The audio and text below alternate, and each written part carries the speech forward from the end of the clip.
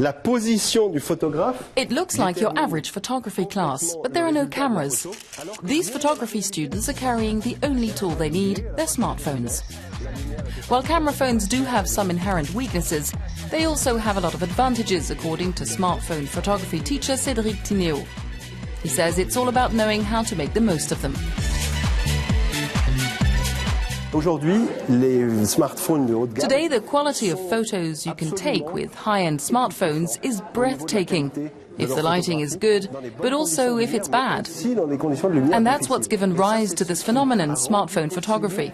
Tout le reste du phénomène photographie avec les smartphones. How to compose a picture, make use of the lighting, set up your background.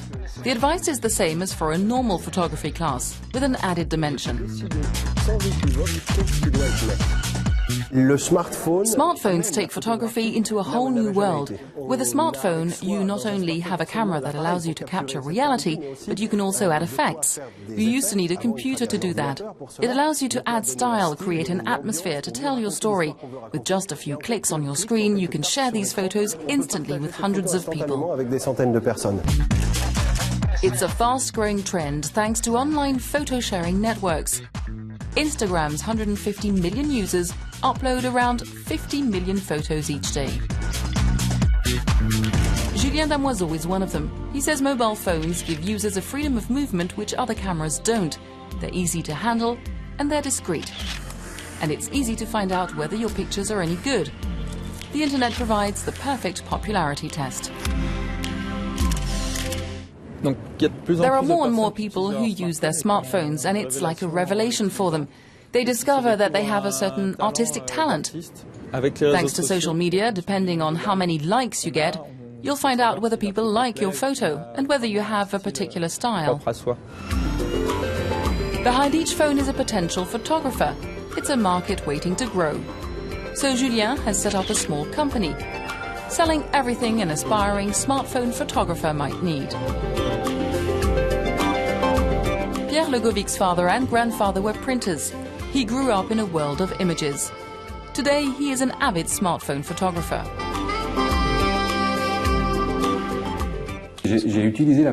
I started using Instagram in 2011. I found it fascinating, this abundant exchange of creativity with people from all over the world. And I thought, there's hidden talent out there. It deserves to be put forward.